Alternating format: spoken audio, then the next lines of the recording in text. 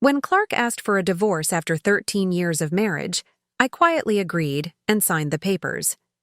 But as he celebrated with his mistress at his parents' anniversary dinner, I approached their table with a smile. "Congratulations on your freedom," I said, sliding an envelope across the table.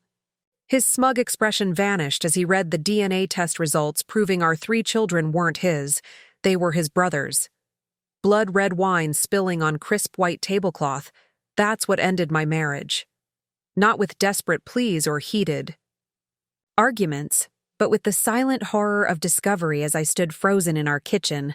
Before we jump back in, tell us where you're tuning in from, and if this story touches you, make sure you're subscribed, because tomorrow I've saved something extra special for you.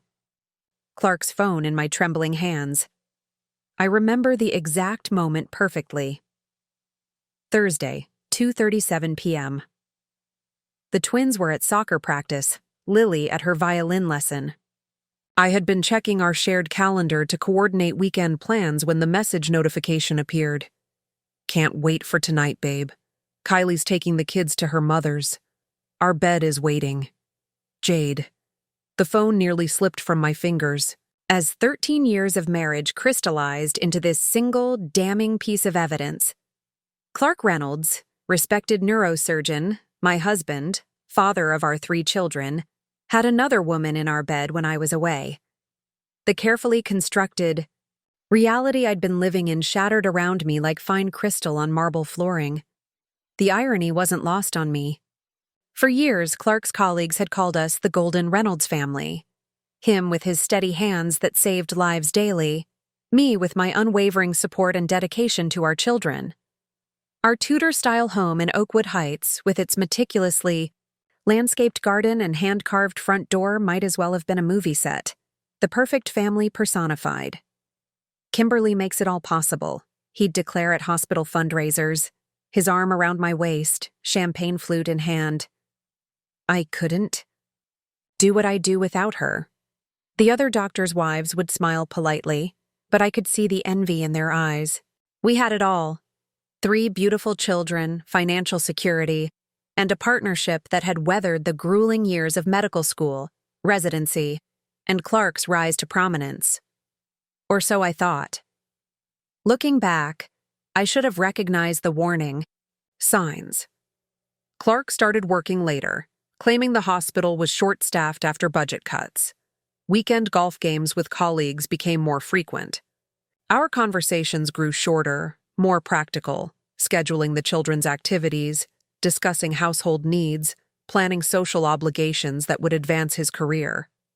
When Clark was promoted to head of neurosurgery last winter, I organized a surprise party with all his colleagues. He smiled and thanked me publicly, but later complained I'd embarrassed him in front of the hospital board. That night, he slept in the guest room, claiming exhaustion. "It's the pressure," I told my sister on the phone the next day. "The promotion comes with so much responsibility." "Men in power often change, Kim," she warned. I dismissed her concern as cynicism from her own failed marriage. The physical distance grew too.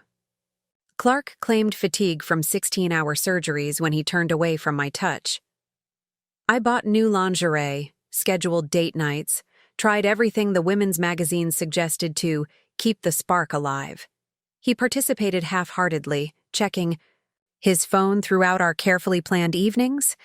"Is everything okay between us?" I asked one night after he barely touched his favorite meal. Herb-crusted rack of lamb with rosemary potatoes? "Just tired, Kim. The Matthews case is complicated." Then he'd retreat to his home office, door closed, voice a low murmur as he took calls late into the night.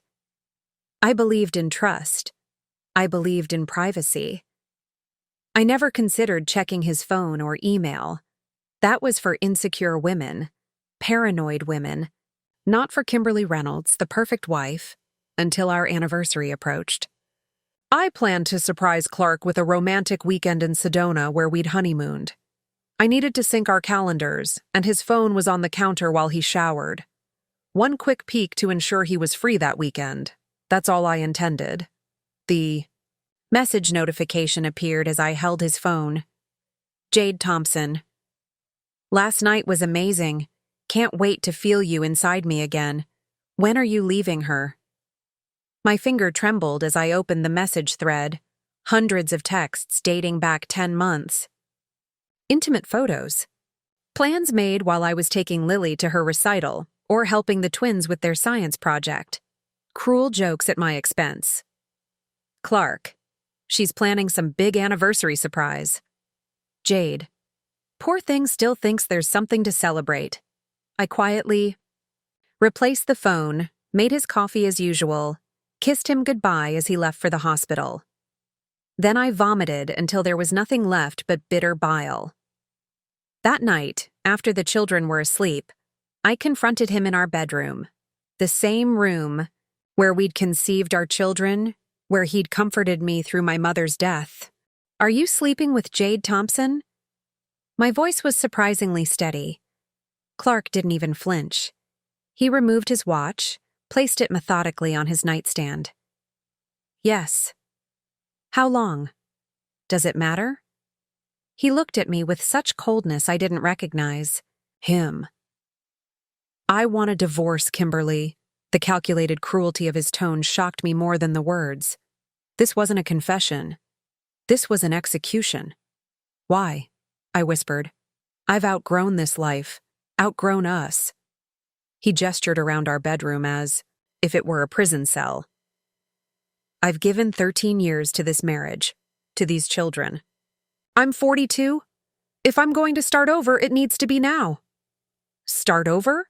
We built this life together, Clark. Everything you are, everything I am. His laugh was bitter. I save lives daily. What do you do, Kimberly? Bake cookies for school fundraisers? Organize my sock drawer? I built this life despite the anchor of domesticity. His words struck like physical blows. I'd put my own interior design career on hold to support his medical school dreams, managed our home and children so he could focus on advancing his career, hosted countless dinner parties with hospital administrators to help him network. You'll be taken care of financially, he continued, as if discussing a business transaction. The children will adjust. Children always do. That night he slept in the guest room.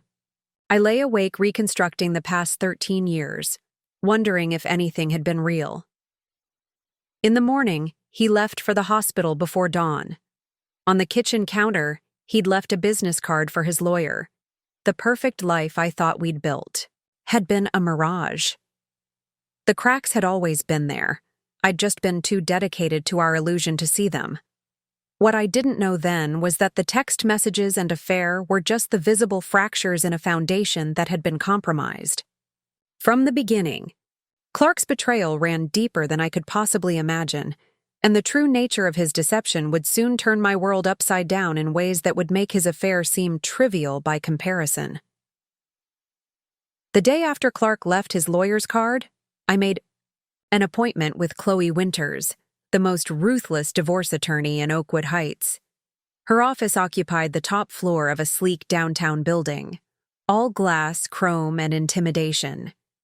Tell me everything, she instructed, her voice crisp and professional as I sat across from her imposing desk. Not just what you think is relevant.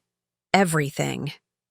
For 2 hours, I laid out the timeline of our marriage, the early years of struggle through medical school, the fertility challenges, the gradual rise in Clark's career and status, and finally, the devastating discovery of his affair. Chloe listened without interruption, occasionally making notes on a yellow legal pad. When I finished, she removed her glasses and studied me with an appraising look. Mrs. Reynolds, in my 20 years practicing family law, I've seen hundreds of unfaithful spouses. But something about your husband's behavior suggests this goes beyond a typical midlife crisis affair. What do you mean? I asked. The calculated nature of his actions, the immediate push for divorce without attempting reconciliation, the dismissive attitude toward the children. It suggests he's been planning this exit for some time. She tapped her pen against the desk. Which makes me wonder what else he might be hiding. Her first instruction was clear. Document everything, Kimberly, especially the finances. Preparing and narrating this story took us a lot of time, so if you are enjoying it, subscribe to our channel. It means a lot to us. Now back to the story. That evening, after tucking the children into bed with reassurances that Daddy's just busy at the hospital, I opened our home safe. Inside lay 13 years of financial records, tax returns, investment statements, property deeds. As I sorted through the papers, discrepancies began to emerge like dark threads in what I'd thought was a seamless fabric. Monthly withdrawals, $6,000, $8,500, sometimes $12,000 from our joint savings account to an entity called Lakeview Holdings. No explanation. No paper trail showing where this money ultimately went. Over the past 3 years, nearly $300,000 had disappeared. I spread the bank statements across our kitchen table, circling dates and amounts in red. The pattern was clear. The withdrawals had started shortly after the twins' 5th birthday, gradually increasing in frequency and amount. Each withdrawal occurred on days when Clark was supposedly attending medical conferences or working overnight shifts. I contacted our bank the next morning. The account manager was hesitant, citing privacy policies, but eventually confirmed what I'd already suspected. Lakeview Holdings was a limited liability company registered solely in Clark's name. The money trail ended there. Is this normal in divorces? I asked Chloe during our follow-up meeting, sliding the bank statements across her mahogany desk. Hidden assets? Unfortunately, yes. She examined the documents through tortoiseshell reading glasses. But this pattern suggests something more calculated, something long-term.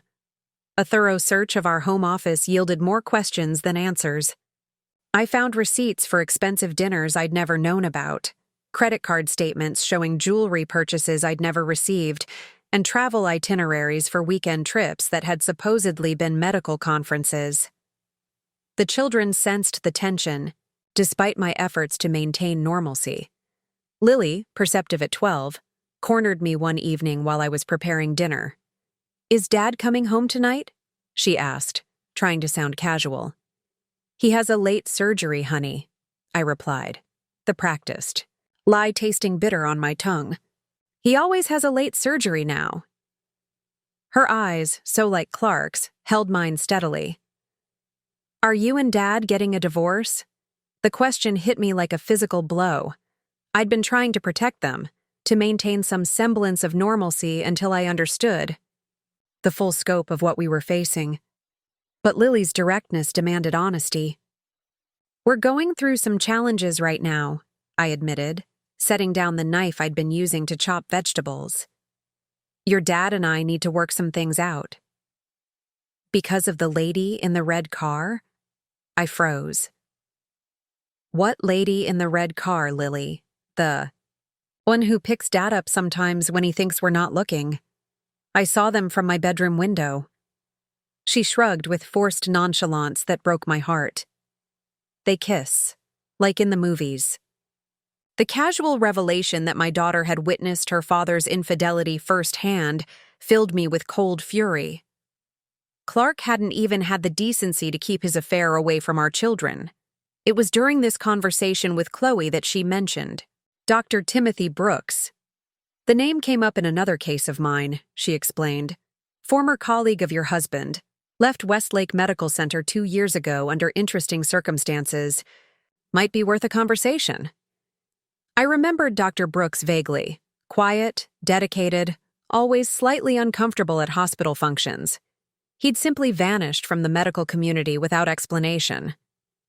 Clark had dismissed my questions with professional differences, nothing interesting. As I drove home from Chloe's office, my phone rang with an unknown number. Answering on the car's Bluetooth, I was surprised to hear a woman's voice, tense and hurried. "Mrs. Reynolds? My name is Amanda Fletcher. I used to work as a nurse at Westlake's fertility clinic." She paused. "I think we need to talk about your husband and your children." "My children? What about my children?" Alarm shot through me. "Not over the phone," she insisted. "Can you meet me tomorrow? The Bluebird Cafe on Marshall Street? Come alone. She hung up before I could ask more questions, leaving me gripping the steering wheel so tightly my knuckles turned white. That night, I couldn't sleep. While Clark was supposedly working late, though I now knew better, I sat in our bedroom going through old photo albums. The twins' birth after our second round of IVF. Lily's arrival 3 years later. The christenings, birthdays, family vacations. At the Reynolds Lake House. In every photo, Clark looked the perfect father, proud, attentive, involved. Had it all been an act? And what did Amanda Fletcher know about our children that could possibly connect to Clark's professional misconduct? As dawn broke, I made a decision. It was time to stop reacting and start investigating. If Clark had secrets, I would uncover them all. I wouldn't just be fighting for my dignity or financial security, I would be fighting for the truth about my family's very foundation. The Bluebird Cafe was nearly empty when I arrived the next morning.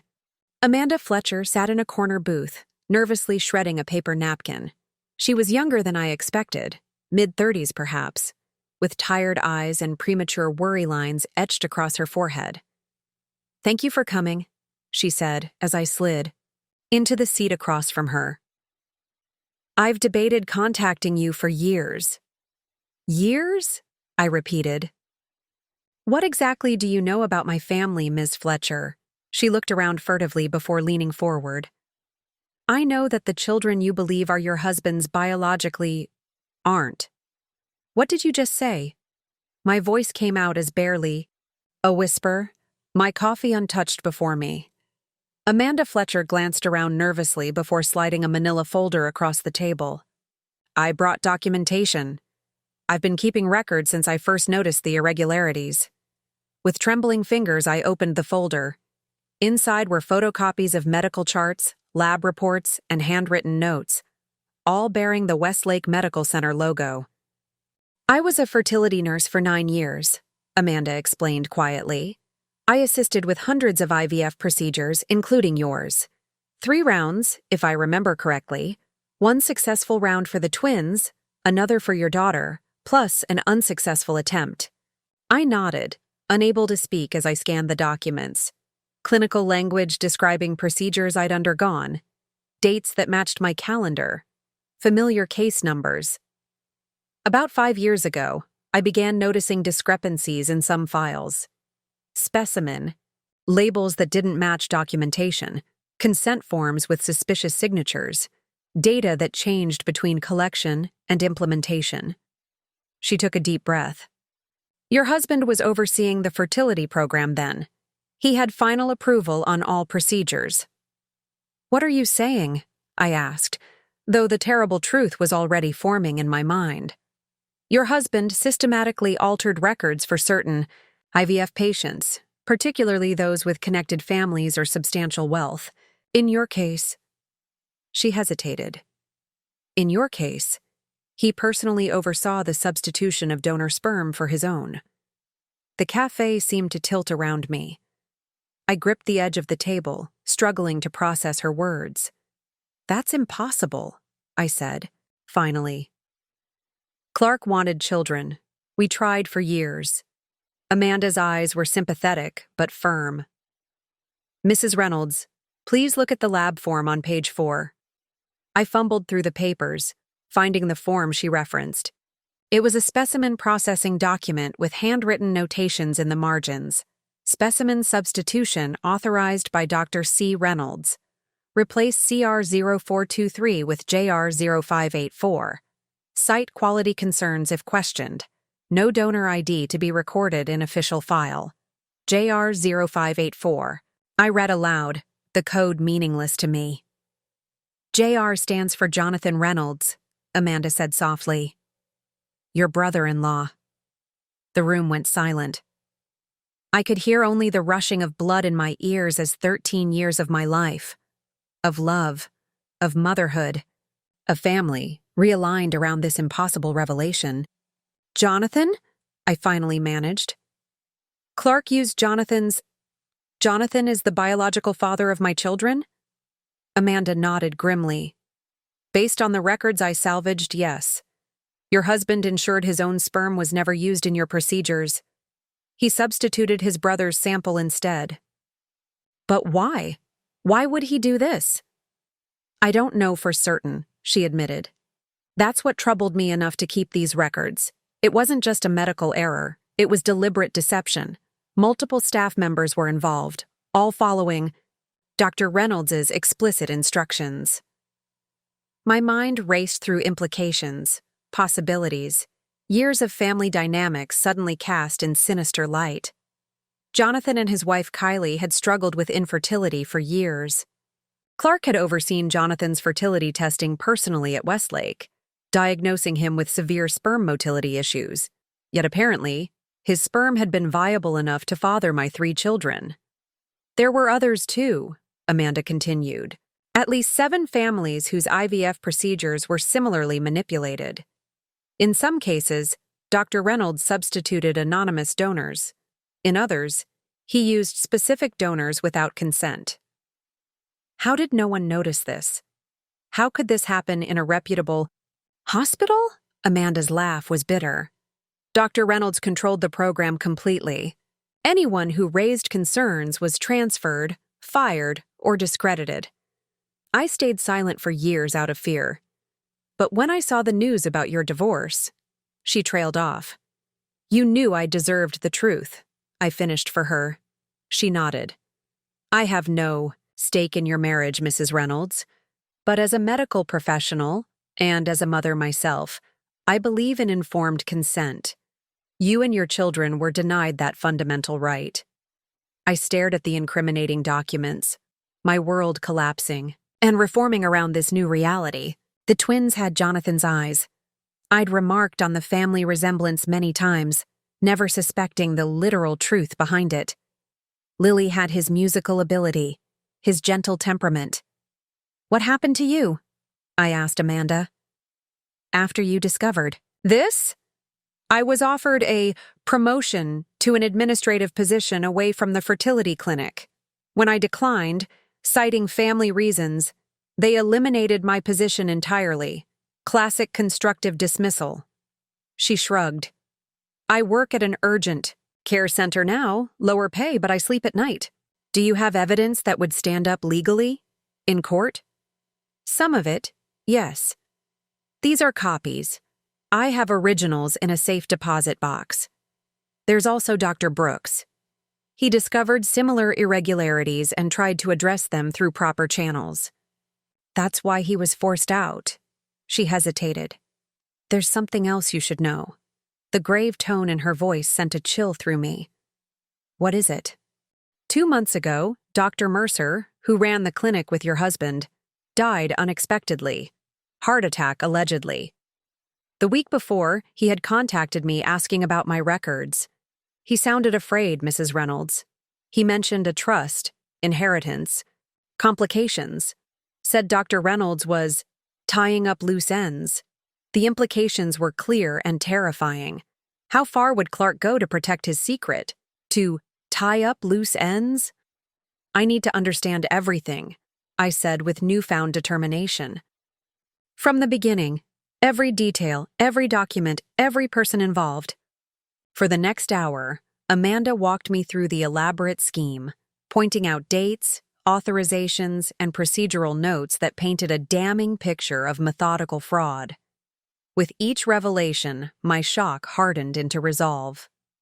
What you do with this information is your choice, Amanda said finally, gathering her things to leave. But be careful. Your husband has powerful connections and a lot to lose. Thank you for your courage, I said, meaning it deeply. What made you keep these records all this time? She paused, considering. We take an oath as medical professionals. First, do no harm. What happened at that clinic violated everything I believe in. Someone needed to remember the truth. After she left, I remained at the table, staring at my cold coffee. The cafe had filled with morning customers, normal people having normal days, unaware that a few tables away, a woman's entire understanding of her family had just been shattered. I pulled out my phone and made 3 calls in succession. First, to Chloe Winters, then to Dr. Timothy Brooks, and finally to a genetic testing service recommended by Amanda. Each conversation was brief, focused, and marked by a calmness I didn't feel. By the time I left the cafe, carrying the folder of evidence, in my purse, the shock had crystallized into something harder, colder, more focused. This wasn't just about a faithless husband or a messy divorce. This was about a fundamental betrayal that had begun before my children were even conceived. A betrayal that would require nothing less than the complete dismantling of Clark Reynolds' carefully constructed life to address. The truth about my children's paternity changed everything, and I was just beginning to understand how deep the deception went. It took 4 calls to track down Dr. Timothy Brooks. His current practice, a modest family clinic 35 miles outside the city, was a far cry from the prestigious position he'd once held at Westlake Medical Center. His receptionist was protective, but when I mentioned Amanda Fletcher's name, she immediately transferred me. "Mrs. Reynolds?" His voice carried a weight that made my stomach tighten. "I've been expecting this call for years." We arranged to meet that afternoon at a coffee shop halfway between our locations. I arrived early, choosing a corner table with a view of both entrances, a precaution that would have seemed paranoid just days ago, but now felt necessary. Dr. Brooks entered precisely at 3 Bao, scanning the room before approaching. He had aged considerably since I'd last seen him at a hospital fundraiser. Deep lines around his eyes, prematurely gray hair, shoulders slightly stooped. He ordered black coffee and studied me with a clinical gaze. "I knew this day would come," he said quietly after settling into his seat. "I just didn't know which of us would break first, me with my conscience or Clark with his arrogance." "Amanda Fletcher gave me some information," I began, keeping my voice steady. "About the fertility clinic at Westlake, about my children." Dr. Brooks nodded grimly. "Amanda was one of the few who kept records. Brave woman. She said you discovered irregularities, too. The fertility clinic at Westlake had systemic problems," he explained, voice barely above a whisper despite the cafe's ambient noise. Several couples reported failed IVF procedures despite optimal conditions. I noticed inconsistencies in the lab reports, slight differences in documentation versus actual procedures. My hands trembled around my untouched latte. We had gone through 2 rounds of IVF to conceive the twins, another for Lily. Each failure had been devastating, each success miraculous, or so I'd thought. I began investigating quietly. The clinic director, Dr. Mercer, was falsifying results, substituting specimens, manipulating success rates to maintain the clinic's reputation and funding. When I confronted him, he admitted Clark was aware, more than aware, complicit. "Why?" I pressed. "What possible reason could justify this kind of deception?" Dr. Brooks hesitated, weighing his words carefully. "Initially, I believed it was career advancement. Mercer was on the board that later promoted Clark to department head. But with your case," he paused. "With your case, I became convinced there was something more specific at stake." He slid a thumb drive across the table. Hospital records, lab reports, Clark's signature authorizing procedural modifications, his euphemism for tampering with specimens, including yours. "Amanda mentioned the Reynolds Family Trust," I said. "Something about inheritance complications." Dr. Brooks's eyebrows raised slightly. "She told you about that?" "Yes, that's the piece I couldn't confirm but strongly suspected. Clark's father, Henry Reynolds, is one of Westlake's biggest benefactors. Old money, traditional values." "What does that have to do with my IVF procedures?" "Have you ever read Henry Reynolds' biography? The one published for the hospital's centennial?" I shook my head. Henry Reynolds himself was adopted, discovered it late in life when he needed a kidney transplant and found no genetic matches in his family. It apparently affected him deeply. This disconnect between biological heritage and family identity. A cold suspicion formed in my mind. "Are you suggesting—" I'm suggesting that Henry Reynolds, who controls a fortune worth well over $50 million, might have very specific views about biological legacy, and that his son might go to extraordinary lengths to secure that legacy. The implication was staggering. I remembered Clark's insistence on having children, his determined pursuit of IVF despite the physical and emotional toll it took on me, his keen interest in announcing each pregnancy to his parents before anyone else. "I need to see Henry Reynolds's will," I said, the pieces starting to align in my mind. "That would certainly clarify things," Dr. Brooks agreed. "But wills are private documents unless they've gone through probate. My attorney might be able to help," I mused, already planning my next conversation with Chloe Winters. "Dr. Brooks, why didn't you report this? Take it to the medical board?" His smile was sad, resigned. "I did, multiple times. Each complaint mysteriously disappeared. Each investigation was closed before it began. The Reynolds family doesn't just donate to Westlake, they practically own it. The South Wing literally bears their name. So you left instead."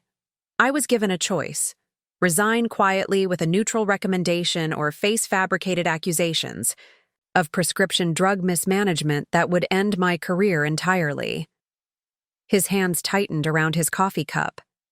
I had a family to support. I chose survival.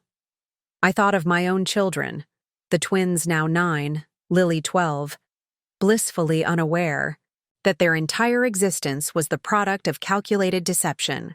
"What would you do?" I asked suddenly. "If you were me, knowing what you know, what would you do?" Dr. Brooks considered the question carefully. "Truth is rarely simple, Mrs. Reynolds. Revealing it comes with consequences. Some predictable, others not." He met my gaze directly. "But living with deliberate deception is its own kind of prison, for you and for your children." We talked for another hour, methodically working through what he knew, what he suspected, and what remained unknown. The picture that emerged was damning. A years-long conspiracy involving multiple medical professionals, all orchestrated by my husband for reasons that still weren't entirely clear. As our meeting concluded, Dr. Brooks hesitated before adding, "There's one more thing you should consider, Mrs. Reynolds. If Clark used Jonathan's sperm for your IVF procedures, does Jonathan—" "No?" The question hit me like a physical blow. I hadn't considered Jonathan's potential involvement, or victimhood. The implications were dizzying. "I don't know," I admitted. "Jonathan and his wife Kylie have been trying to have children for years. Clark diagnosed Jonathan with severe fertility issues." "Diagnosed him personally?" Dr. Brooks asked sharply. "Yes. Clark insisted on handling it himself. Said it was better to keep it in the family, given the sensitivity." Dr. Brooks's expression darkened. "Mrs. Reynolds, I reviewed hundreds of files during my investigation. Your brother-in-law's fertility assessment might be worth examining more closely." Driving home, my mind raced with new questions and disturbing possibilities. If Clark had lied about Jonathan's fertility, what else had he lied about? Was Jonathan complicit in this deception, or another victim? And what of Kylie, who had endured years of painful, unsuccessful fertility treatments? I pulled into our driveway just as the twins' school bus arrived. Watching them bound toward me, backpacks bouncing, their faces alight with the simple joy of seeing their mother, I felt a surge of fierce protectiveness. These were my children, regardless of biology. Whatever Clark's motives, whatever truths, remained hidden. My love for them was the one uncomplicated certainty in this unraveling mess. That night, after the children were asleep, I collected DNA samples, hair from their brushes, saliva from their toothbrushes. I included one of Clark's combs from the master bathroom he no longer used. Then I carefully packaged everything according to the testing service's instructions. The truth, whatever it revealed, was coming. And I would be ready. The DNA testing service promised results within 2 weeks. While waiting, I focused on uncovering the financial motivation behind Clark's elaborate deception. Chloe Winters had connections throughout the legal community, including a former colleague who specialized in trust and estate law. If we're going to understand the Reynolds family trust, we need someone on the inside, Chloe explained during our strategy session. Someone with legitimate access to those documents. What about Eleanor Reynolds? I suggested. Clark's mother has always been kind to me, even after the separation. Chloe considered this. Possible, but risky. We don't know where her loyalties lie in this situation. There's Phil Roberts, I remembered suddenly. The hospital's financial officer. He's retiring next month after 30 years. He and Henry Reynolds go way back. 2 days later, I sat across from Phil Roberts in a quiet booth at the back of Marino's Steakhouse. In his 70s, with shrewd eyes behind wire-rimmed glasses, Phil had the cautious manner of a man who had witnessed decades of hospital politics and kept most of what he knew to himself. I appreciate you meeting me, Mr. Roberts, I began. Phil, please. He studied me carefully. I've known your father-in-law for 40 years, known your husband since he was in medical school. This divorce business is unfortunate. It's more than a divorce, Phil, I said quietly, sliding across the table a carefully redacted version of Amanda Fletcher's documentation. Enough to establish the pattern of fraud without revealing the personal details about my children. His expression remained neutral as he reviewed the papers, but I noticed his hands tighten slightly around his water glass. Where did you get these? He asked finally. Does it matter? Are they accurate? Phil removed his glasses, polishing them methodically with his napkin, a delaying tactic while he considered his response. What exactly are you looking for, Mrs. Reynolds? The truth about the Reynolds family trust, specifically any conditions related to inheritance and biological heirs. Phil's silence told me I'd hit the mark. After a long moment, he sighed heavily. I'm retiring in 3 weeks. After 43 years in healthcare administration, the last thing I need is to be dragged into a legal battle between the Reynolds men. He paused. That said, I've never approved of how certain aspects of hospital operations were accommodated for certain individuals. From his briefcase, he withdrew a thin folder. The Reynolds Family Trust isn't actually confidential in its broad outlines. As a major hospital benefactor, its terms are referenced in numerous board documents and financial projections. The folder contained several pages of what appeared to be minutes from board meetings, financial forecasts, and correspondence. Phil pointed to a highlighted paragraph.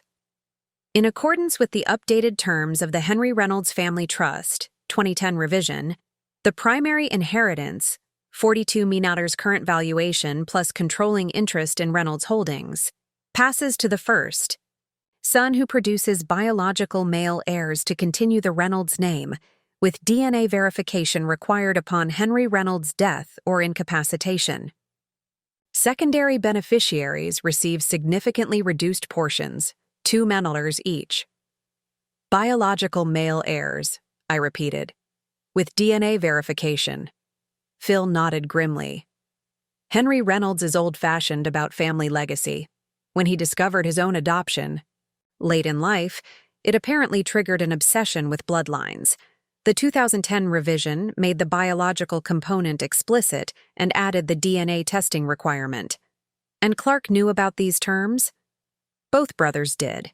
It was no secret in the eye. Family. Jonathan's fertility issues essentially removed him from contention, leaving Clark as the presumptive heir, as long as he produced sons.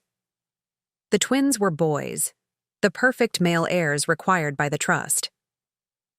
There's something else you should know, Phil added, his voice lowering. Henry Reynolds is dying. Pancreatic cancer, stage 4.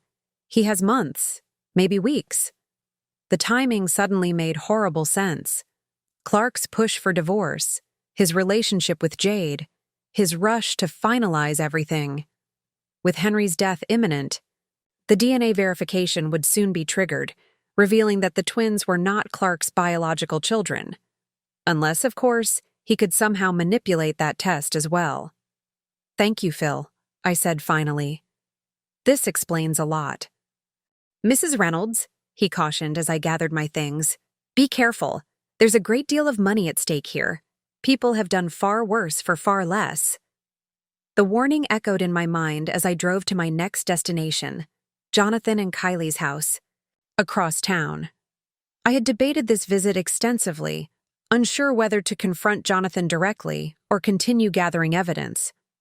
But time was running short, and I needed to know if he was complicit or another victim in Clark's scheme. Their home was smaller than ours, but meticulously maintained. Kylie's garden had won neighborhood awards 3 years running. I'd always felt a kinship with my sister-in-law, both of us supporting ambitious Reynolds men, both of us navigating the complex dynamics of the family. Jonathan answered the door, surprise evident on his face. "Kimberly, we weren't expecting you." "I'm sorry to drop by unannounced. Is Kylie home?" "She's at her mother's with her sister. Bridal shower preparations." He hesitated, then stepped back. "Come in. Everything okay with the kids?" I followed him into their living room, noting the family photos arranged carefully on the walls, Jonathan and Kylie on their wedding day, with his parents on vacation. No children. Never children. "The kids are fine," I assured him, taking a seat on their sofa. "I actually wanted to talk to you about something else, about Westlake's fertility clinic." Jonathan's expression shifted subtly, a wariness entering his eyes. "What about it?" "I've recently learned some troubling information about the clinic's practices, about Clark's involvement in particular." "Clark's a brilliant doctor," Jonathan said automatically, the defensive response of a younger brother who had spent his life in his sibling's shadow. "Whatever you're going through with the divorce," "This isn't about the divorce," I interrupted. "This is about the IVF procedures that gave me the twins and Lily, and about your fertility diagnosis." Jonathan went very still. "What are you talking about?" I chose my next words carefully, watching his reactions closely. "I have evidence that Clark deliberately manipulated records at the fertility clinic, that he substituted sperm samples, that he may have falsified your fertility diagnosis." Color drained from Jonathan's face. For a moment, I thought he might be acting, feigning shock at something he already knew. But the genuine confusion and distress in his expression couldn't be faked. That's impossible," he stammered. "Clark ran all the tests himself. He showed me the results. Did you ever get a second opinion? From another doctor at another facility?"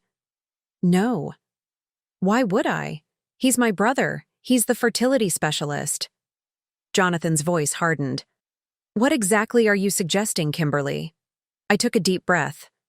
"I'm suggesting that the fertility issues Clark diagnosed you with may not be accurate, that he might have deliberately misled you, and that—" I paused, the magnitude of the revelation still difficult to voice. "That you, not Clark, may be the biological father of my children." Jonathan stared at me in stunned silence, the implications cascading across his face: confusion, disbelief, outrage, and something else, a dawning, horrified comprehension. "The Reynolds Trust," he whispered. "The biological heirs requirement." I nodded. "You know about that?" "Of course. It's why." He trailed off, looking suddenly ill. "It's why Clark was so insistent on handling my fertility testing personally. Why he was so quick to diagnose me as virtually sterile. So I wouldn't question, wouldn't think to—" He stood abruptly, pacing the room. "This is insane. You're telling me my brother lied about my fertility, then used my sperm for your IVF so he could claim the trust money? That the twins and Lily are biologically mine? That's monstrous. Even for Clark, that's unthinkable." "I've ordered DNA testing," I said quietly. "We'll know for certain in about a week." Jonathan sank back onto the couch, his expression haunted. "Does Kylie know about this?" "No. I came to you first. Thank God. He ran a hand through his hair. This would destroy her. All these years of treatments, procedures, disappointments, believing it was somehow her fault we couldn't conceive. The pain in his voice was raw, genuine. Whatever else might be true, Jonathan had not been complicit in his brother's scheme. He was another victim, manipulated in perhaps the cruelest way imaginable. What are you going to do? He asked finally. I don't know yet, I admitted. But with your father's condition worsening, decisions will need to be made soon. Jonathan looked up sharply. What about my father? I realized with a jolt that Jonathan didn't know. Your father has stage 4 pancreatic cancer, Jonathan. He has weeks, maybe months. The news hit him visibly, another shock in a day already overflowing with them. Clark never said a word, he whispered. My own father is dying, and my brother didn't even tell me. The 2-week wait for DNA results stretched my nerves to the breaking point. I maintained a careful facade of normalcy, helping with homework, attending school functions, negotiating custody arrangements through our lawyers.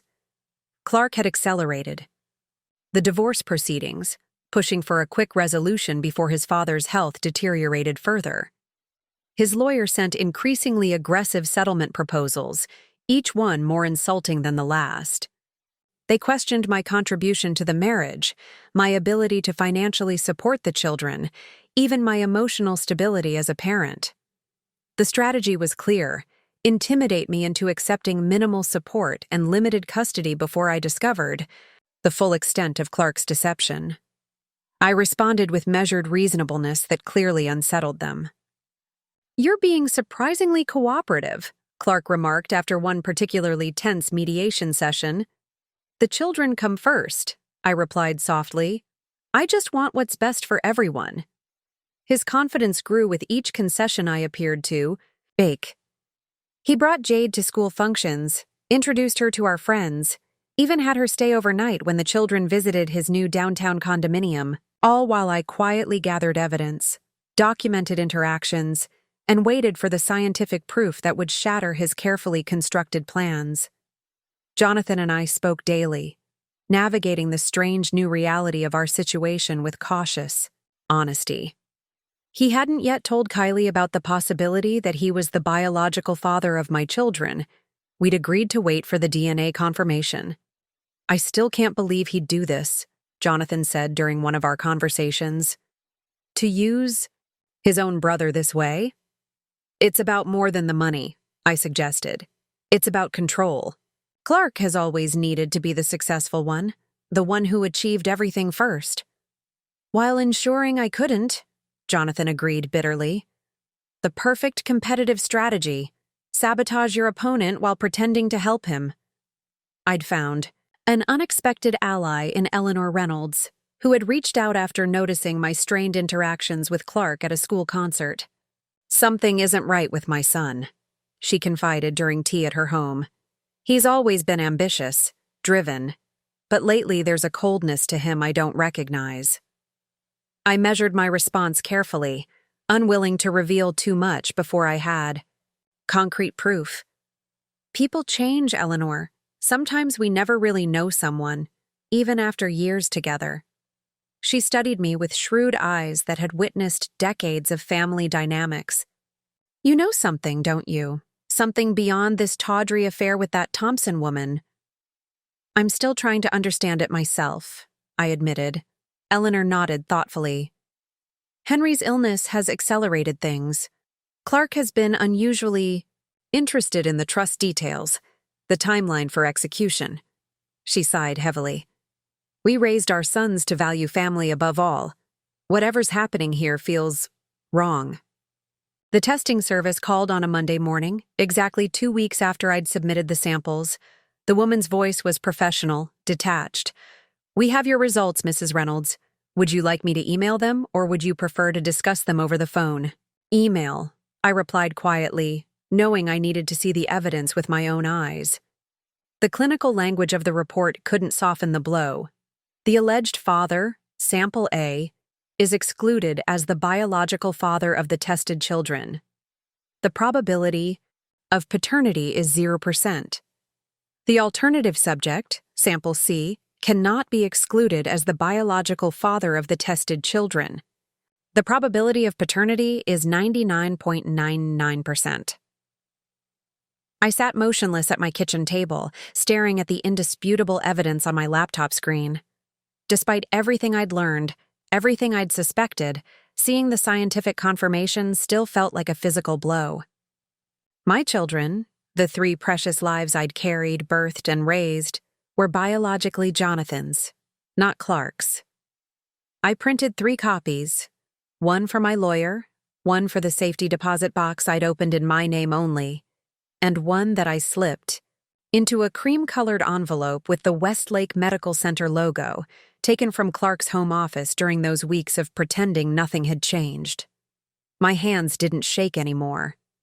The devastation had crystallized into something harder, colder, more focused. This wasn't just about an affair or hidden assets. This was about a fundamental betrayal that had begun before our children were even conceived. Clark had deprived me of choice. He had constructed an elaborate lie that shaped 13 years of my life, my identity as a mother, our children's very existence, all while positioning himself as the generous provider, the dedicated father, the brilliant surgeon, saving lives. The truth changed everything, and I now possessed the power to make sure it changed everything for him too. I called Jonathan immediately. "The results are back," I said without preamble. "They confirm everything. You are their biological father." His breathing sounded ragged on the other end of the line. "I need to tell Kylie," he said finally. "Before this goes any further, she needs to hear it from me." "I understand. Do you want me there?" "No. This has to be between us first. I'll call you afterward." My next call was to Chloe, who received the news with grim satisfaction. "This changes the entire divorce strategy," she confirmed, "and potentially triggers criminal charges, medical fraud at minimum." "I don't want to rush into criminal proceedings," I cautioned. "Not until we understand exactly how this affects the children legally and emotionally." "Agreed. But we should file for an emergency custody order immediately. Given the circumstances, no judge would allow Clark significant access to children who aren't biologically his and whom he's been deceiving for years." The strategy session with Chloe lasted 2 hours, mapping out legal, financial, and personal considerations. By the end, we had a multi-phase plan designed to methodically dismantle Clark's position while protecting the children from the worst of the fallout. I was preparing dinner when Jonathan called back, his voice tight with emotion. "How did Kylie take it?" I asked gently. "About as well as anyone could, given the circumstances. Shock, disbelief, anger, mostly at Clark. Then questions. So many questions I couldn't answer." He paused. "She wants to meet with you, to talk about everything." "Of course, whenever she's ready." "There's something else," he continued. "While I was telling Kylie, Clark called. Apparently, father has taken a turn for the worse. The family is gathering at the house tomorrow night for dinner, to say goodbye, essentially." My heart skipped. "All of us? The children too?" "That's what he said. Father specifically asked for everyone to be there. You, me, Kylie, the kids. One last family dinner." The timing couldn't have been more perfect, or more poignant. Henry Reynolds, patriarch of the dynasty, gathering his family one final time. Before the end. The very man whose trust requirements had motivated Clark's elaborate deception would now, unwittingly, provide the perfect stage for its exposure. "We'll be there," I promised. After hanging up, I stared at the cream-colored envelope containing the DNA results. The annual Reynolds family dinner had always been a formal affair. Crystal glasses, fine china, everyone dressed in their best. This year, it would be somber, given Henry's condition. The perfect setting for truth to finally emerge. My investigation had taken an unexpected turn when I hired a private investigator to look into Jade's background. I needed to understand whether she was an unwitting participant in Clark's schemes or another calculated piece on his chessboard. The report arrived that evening. Jade Thompson had been a patient at Westlake 3 years earlier, a routine appendectomy, complicated by a surgical error during Clark's oversight of the case. The hospital had settled quietly, with Clark personally overseeing her follow-up care. Their relationship had begun shortly after her final appointment. Another manipulation, another calculated move. Whether Jade knew about the broader deception remained unclear, but she was certainly no random affair. Clark had chosen her specifically, probably recognizing someone vulnerable to his attention and status. That night, as I laid out clothes for the family dinner, a conservative black dress for myself, proper attire for the children, I felt a strange calm descend. 13 years of living someone else's carefully constructed lie were about to end. Tomorrow night, truth would finally have its moment. The envelope with the DNA test results was ready. Every detail had been considered. It was time for Clark Reynolds to face the consequences of his deception.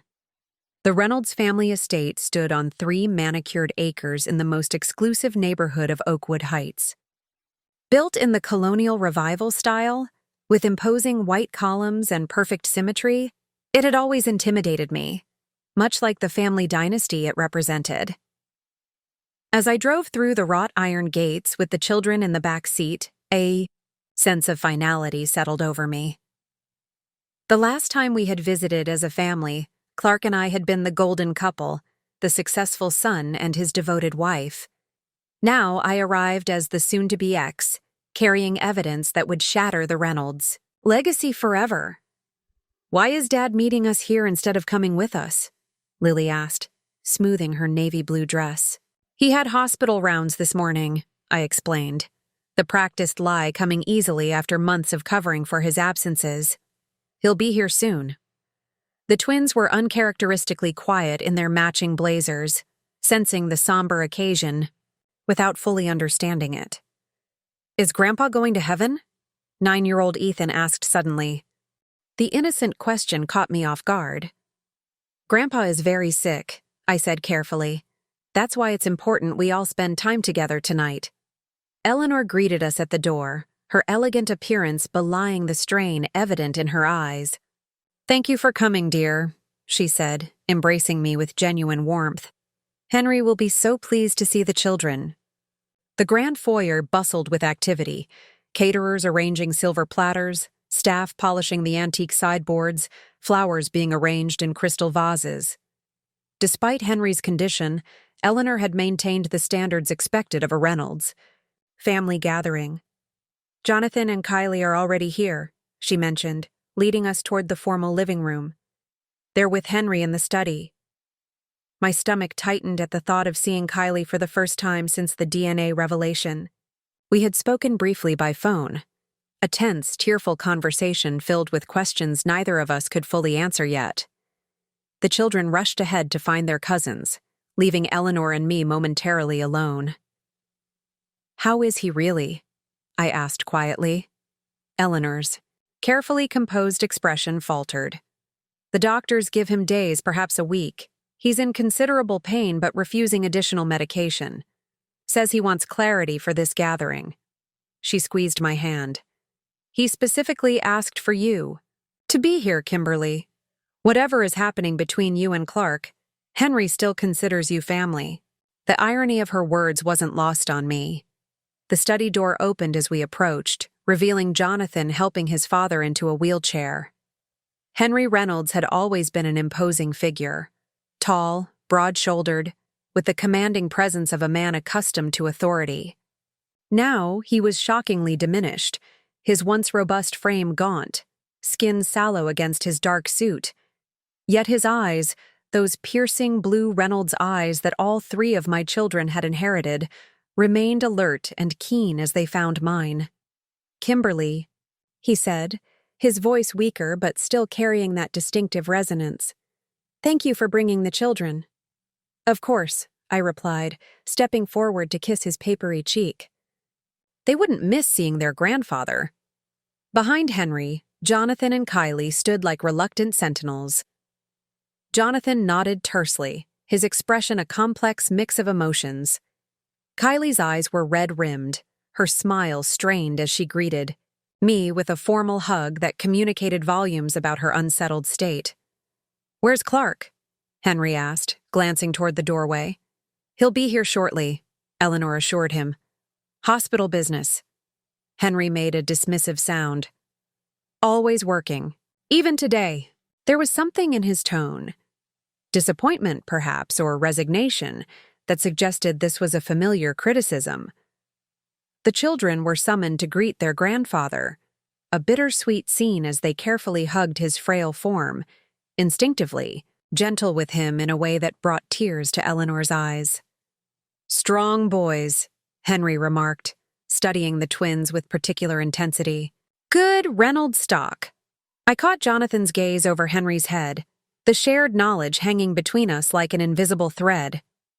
The afternoon proceeded with the strained politeness of people awaiting an inevitable end, both of Henry's life, and, though they didn't know it yet, of certain family illusions. Eleanor gave me a tour of recent renovations, Kylie helped the children make cards for their grandfather, and Jonathan disappeared into the wine cellar to select bottles for dinner. I excused myself to the powder room, needing a moment alone to steady my nerves. The cream-colored envelope sat in my clutch, innocuous-looking but devastating in its contents. Tonight, once Clark arrived, once dinner was served, once the family was gathered around the formal dining table that had witnessed 5 generations of Reynolds celebrations and sorrows, then the truth would finally emerge. My phone buzzed with a text from Clark. "Running late, bringing Jade for support. Tell my parents." The audacity was breathtaking. Bringing his mistress to his dying father's family dinner, to an occasion meant for intimate family goodbyes. I showed the message to Eleanor, whose lips thinned into a tight line. "How utterly like Clark," she said quietly. "Henry won't like it, but we'll manage." Jade arrived with Clark an hour later, wearing an inappropriately low-cut black dress and too much jewelry for what was essentially a family wake. I watched from the upstairs landing as they entered, Clark's hand possessively at the small of her back, her smile too bright for the somber occasion. "Mrs. Reynolds?" Jade acknowledged me with forced politeness when we eventually crossed paths in the sitting room. "Thank you for being so understanding about tonight." "It's Dr. Thompson, isn't it?" I replied pleasantly. "From neurology?" A flicker of surprise crossed her face. "Yes, that's right." "How fortunate that your appendectomy complications led to such a rewarding relationship with your surgeon." The color drained from her face as she realized I knew about their true history. Before she could respond, Clark appeared at her side, his expression hardening as he assessed our interaction. "Kimberly," he greeted me coolly, "you're looking well." "As are you, Clark. Your father's been asking for you." Tension crackled between us like static electricity. 3 months ago, this man had been my husband, my partner, the father of my children. Now he was almost a stranger, one whose true character I was only beginning to comprehend. Dinner was announced at 7, the formal dining room a study in old-world elegance. The massive mahogany table gleamed under candlelight, family silver and crystal arranged with precision on the crisp white tablecloth. Seating had been carefully considered. Henry at the head despite his wheelchair, Eleanor opposite him, Clark, and Jade to Henry's right, Jonathan and Kylie to his left, with me and the children arranged between, the perfect tableau for the drama about to unfold. As the first course was served, Eleanor's traditional lobster bisque, I noticed the strained interactions around me. Jonathan avoided looking directly at Clark, while Kylie's knuckles were white around her water glass. Eleanor maintained gracious conversation despite her obvious disapproval of Jade's presence. The children, sensing the adult tension, were unusually subdued.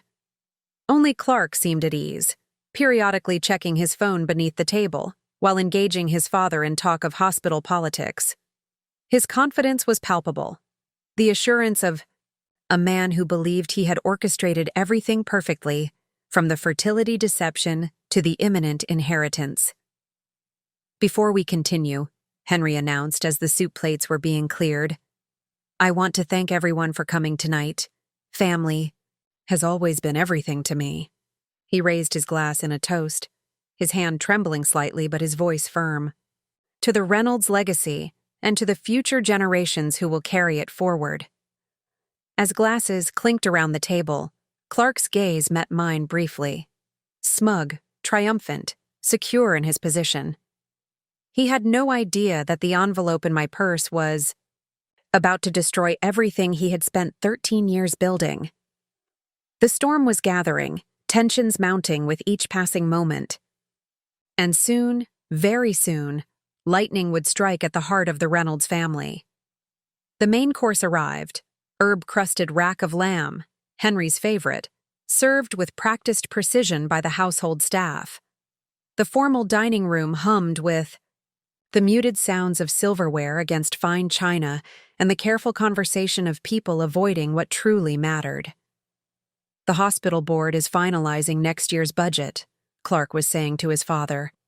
"The neurosurgery department is getting a substantial increase, thanks in large part to your influence." Henry nodded, though his attention seemed to drift. "And the children's wing renovation?" "On schedule for completion next spring," Eleanor interjected. "The Reynolds name will be prominently featured, of course." I watched Clark carefully, his practiced charm, his strategic conversation, the occasional glance at his phone beneath the table. He radiated the confidence of a man who believed he controlled every variable in the equation of his life. He had no idea I had changed the formula entirely. "More wine, Kimberly?" Jonathan offered, breaking my reverie. Our eyes met as he poured, a silent communication passing between us. He had been quiet throughout dinner, the weight of our shared knowledge evident in the tension around his mouth. Beside him, Kylie maintained a brittle smile, her gaze occasionally drifting to the twins with a new awareness that was both wondering and wounded.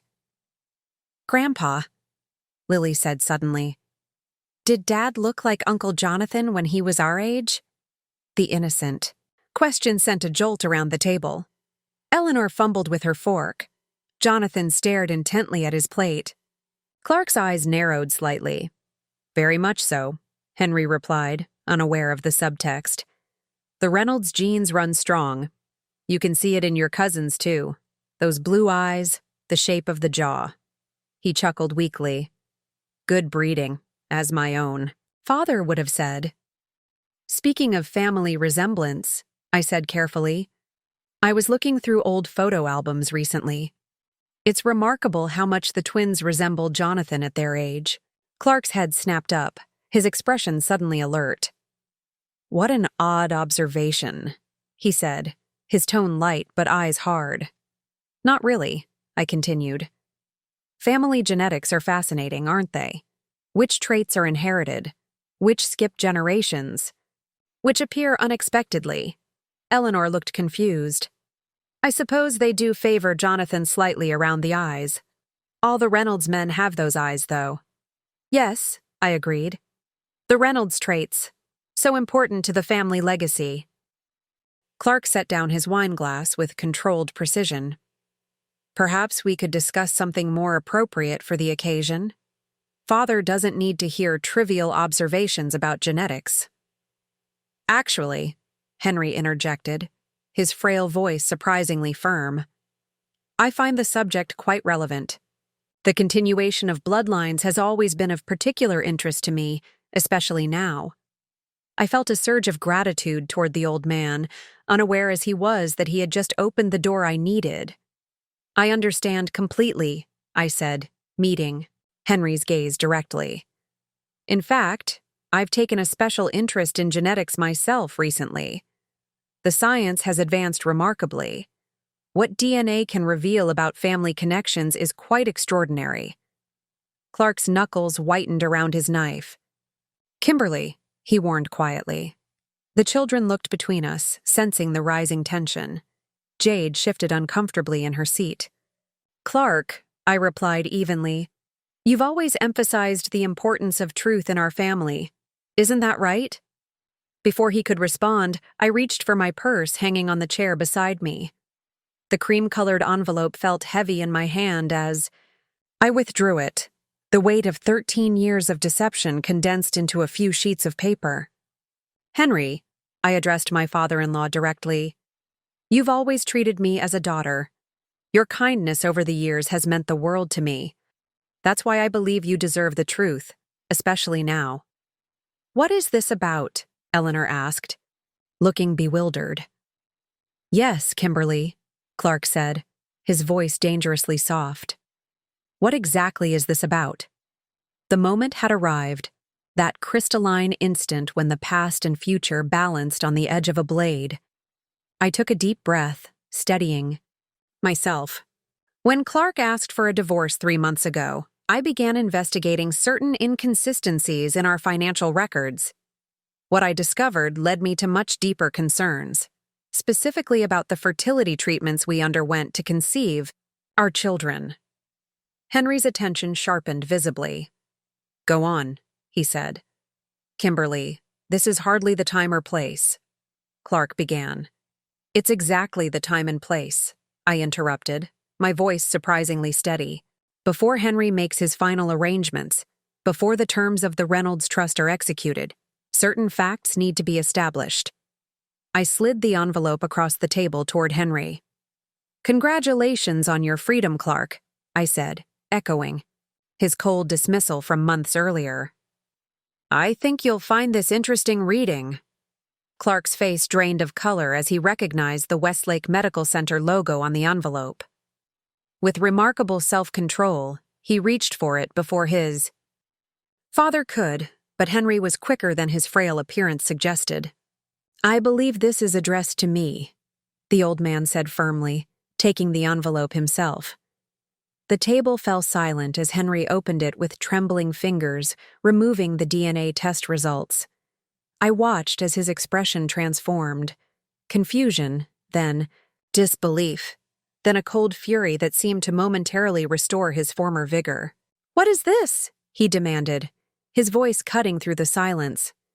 "DNA test results," I explained calmly, "confirming that Clark is not the biological father of my children. Jonathan is." The room erupted in reactions. Eleanor's shocked gasp, Jade's confusion, Kylie's quiet intensity, Jonathan's grim resignation. The children looked alarmed, sensing a seismic shift without understanding its nature. "This is absurd," Clark declared, attempting to regain control. "Some desperate ploy to effect the divorce settlement." "It's no ploy," I cut him off. "It's scientific fact, supported by hospital records, witness testimony, and DNA verification. You ensured your sperm was never used during our IVF treatments.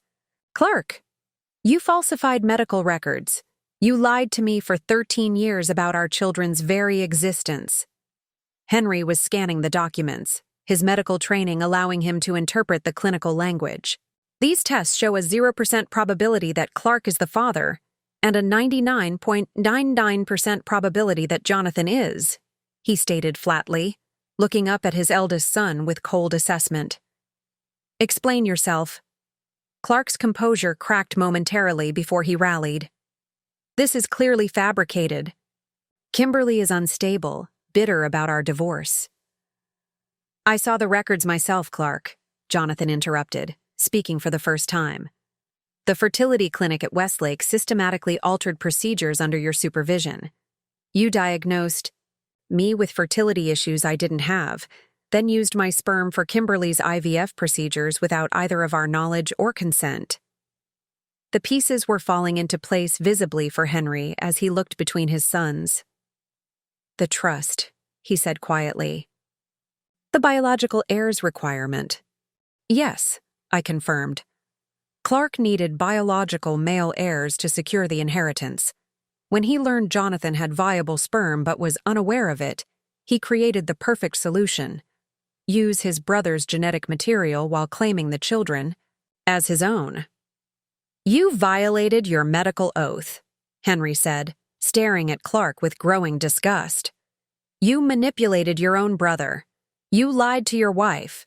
You treated these children, my grandchildren, as pawns in a financial scheme.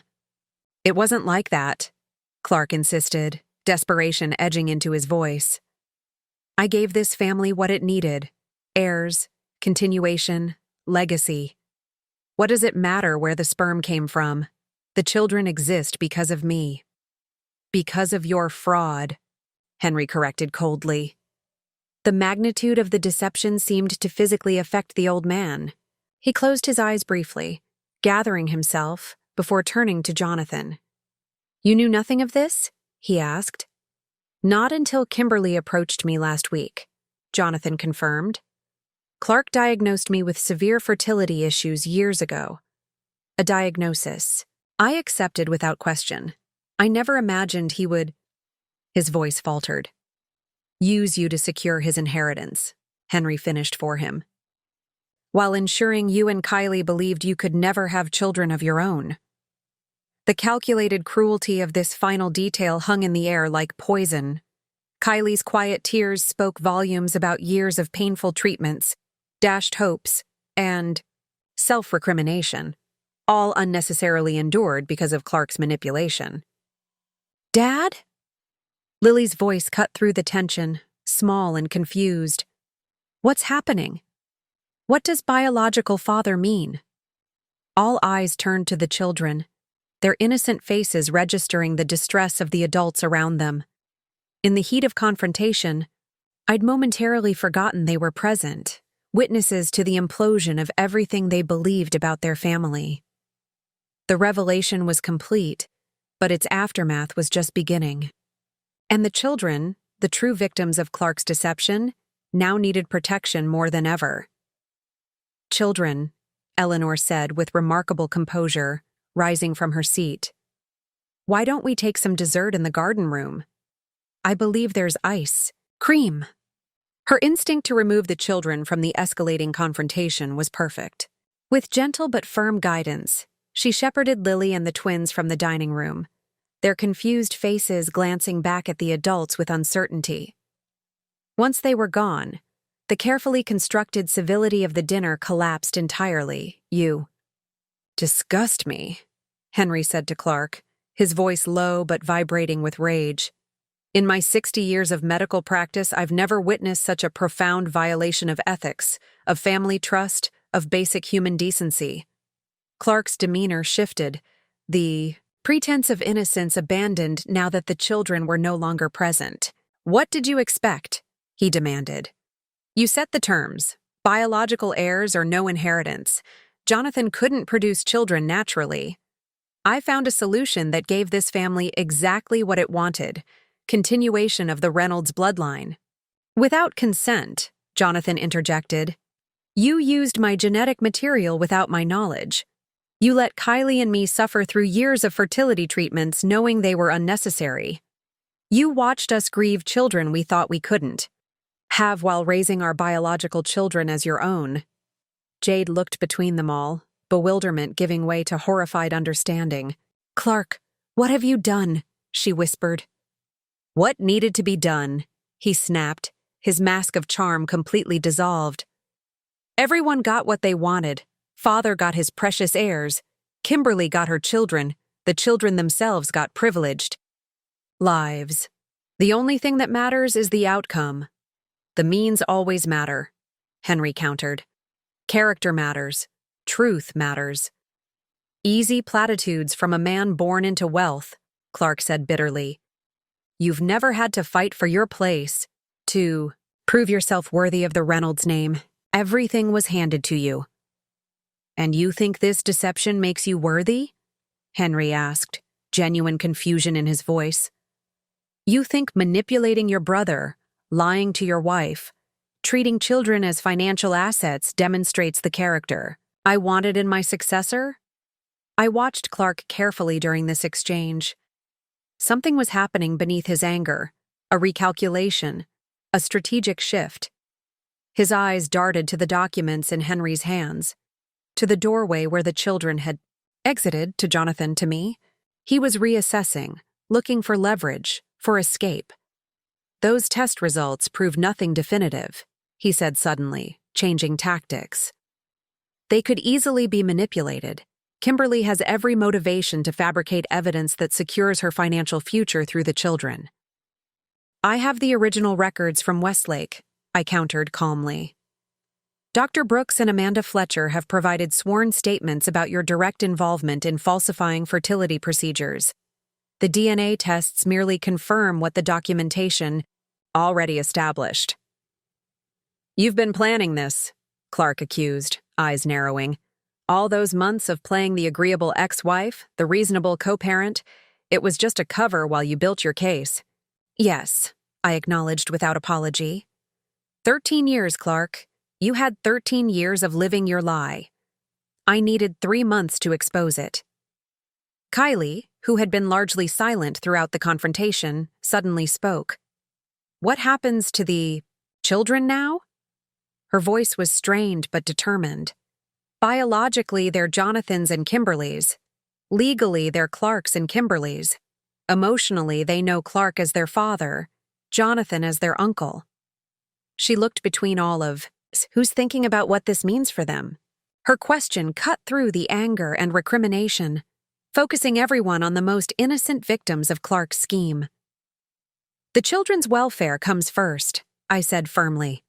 Whatever happens legally or financially, they need stability, honesty, appropriate to their ages, and the assurance that they are loved regardless of biology. Jonathan nodded in agreement. They've known me as Uncle Jonathan their entire lives. That relationship doesn't need to change immediately or dramatically. There's time to figure out what role makes sense for everyone. Henry watched this exchange with evident approval. At least some members of this family understand what truly matters, he observed. Clark's expression darkened further. This touching concern for the children's feelings won't change legal reality, he said coldly. I'm still listed as their father on the birth certificates. I've been their legal parent for 13 years. No court will sever that relationship based on a DNA test and some questionable medical records. Actually, I responded, when those medical records establish fraud, coercion, and potentially criminal conduct, the courts will have significant grounds to reconsider everything: parental rights, financial support, even professional licensing. You wouldn't dare, Clark hissed. Think of what this would do to the children if it became public. The Reynolds name dragged through tabloids, their origins becoming playground gossip. I've thought of nothing else, I assured him, which is why I've prepared several options. That could resolve this situation more privately, if you're willing to be reasonable. Henry interjected, his voice weaker but still commanding. Before we discuss those options, I need to be clear about what happens with the trust. He looked directly at Clark. You are hereby removed as a beneficiary. You violated every principle this family stands for, every value I've tried to instill. You can't do that, Clark protested. The terms are legally binding. The terms specifically allow for disinheritance in cases of criminal conduct or gross moral failure, Henry interrupted. My attorneys will make the appropriate adjustments immediately. Clark's face flushed with fury. This is what it's always been about, isn't it? Making Jonathan the favorite, positioning him to take everything despite his mediocrity. This has always been about your choices, Clark, Henry replied sadly. Only yours. The dining room door opened suddenly as Eleanor returned, her expression grave. The children are settled with ice cream and a movie, she reported. But they're confused and frightened. They need answers soon. I'll go to them, I said, rising from my seat. I'm coming too, Clark announced, moving toward the door. Jonathan stood quickly, blocking his path. I don't think that's appropriate. Right now. They're my children, Clark insisted, his voice rising. I've raised them for 13 years. Whatever DNA might say, I'm their father. A father who used them as pawns in a financial scheme, I reminded him, who was willing to destroy his own brother's happiness to secure his inheritance. who lied to everyone in this room for over a decade. "Get out of my house," Henry ordered suddenly, his frail body somehow commanding despite the wheelchair. "You're no longer welcome here, Clark. Not tonight, not ever." "You'd choose them over your own son?" Clark demanded, gesturing toward Jonathan and me. "I'm choosing integrity," Henry replied simply. "Something you appear to have abandoned long ago." Clark looked around the table, at his father's disgust, his brother's righteous anger, his mother's disappointed shock, his mistress's growing horror, his wife's calm resolve. Whatever calculation he was making, whatever strategy he was formulating, seemed to falter in the face of this united condemnation. "This isn't over," he finally said, his voice cold with threat. "Not legally, not personally." "Actually," I responded quietly, "it is. Your father knows the truth. The DNA evidence is conclusive. Your career at Westlake is finished once the ethics investigation concludes. The only question remaining is how much more damage you want to inflict on those children before you accept reality." He stared at me for a long moment, hatred and calculation warring in his expression. Then, without another word, he turned to Jade. "We're leaving." She hesitated, looking between Clark and the rest of us with newfound uncertainty. "Clark, maybe we should—" "Now," he commanded sharply. With visible reluctance, she gathered her things and followed him from the dining room. Moments later, we heard the front door slam and the sound of tires on gravel as they drove away. Exhausted silence fell over the remaining family members. The confrontation was over, but its reverberations were just beginning. And now came perhaps the most challenging task of all, helping 3 innocent children understand how the adults they trusted most had failed them so profoundly. The garden room at the Reynolds estate had always been a sanctuary, a glass-enclosed space filled with tropical plants, comfortable seating, and a small koi pond that had fascinated the children since they were toddlers. Now it became the setting for perhaps the most difficult conversation of my life. Lily sat rigidly on a wicker sofa, her 12-year-old face a study in contained emotion. The twins, less adept at hiding their feelings, fidgeted nervously on either side of her. All 3 looked up as Jonathan, Kylie, and I entered, followed more slowly by Eleanor pushing Henry's wheelchair. "Where's Dad?" Ethan asked immediately. I took a deep breath, settling on the ottoman across from them. "Your father had to leave. We need to talk about some important things that might be confusing or upsetting." "You're getting divorced," Lily stated flatly. "We already know that." "Yes, we are," I confirmed. "But there's something else you need to understand. Something about our family that we just learned ourselves." Jonathan and Kylie sat nearby, their presence supportive but understandably awkward. How does one explain to children that the man they've called father is not biologically related to them, while the man they've known as uncle actually is? After consulting with a child psychologist that morning, anticipating this moment might come, I had prepared an age-appropriate explanation. Now, facing their innocent, confused faces, all my careful preparation seemed inadequate. "Remember when we talked about how babies are made?" I began gently. "How sometimes parents need doctors to help them." Nods all around. We'd always been open about their IVF origins, explaining in simple terms how doctors had helped create them. "Well, we recently discovered that when the doctors were helping us, there was a mistake with the medical records." "What kind of mistake?" Lily asked, her perceptiveness sometimes a challenge and sometimes a gift. I exchanged glances with Jonathan, who nodded slightly. "The doctors were supposed to use Dad's sperm, his special cells, to help create you. But instead, they accidentally used Uncle Jonathan's cells." A moment of confused silence as they processed this information. "So, Uncle Jonathan is our real dad?" 9-year-old Alex asked, his brow furrowed. "Biologically speaking, yes," I answered carefully. "But family is about more than just biology. It's about love and care and being there for each other. Did Dad know? Lily asked suddenly, her eyes sharp with perception beyond her years. Another glance at Jonathan. This was the hardest part. How much truth could they handle? We believe he did, I said finally, choosing honesty with careful boundaries.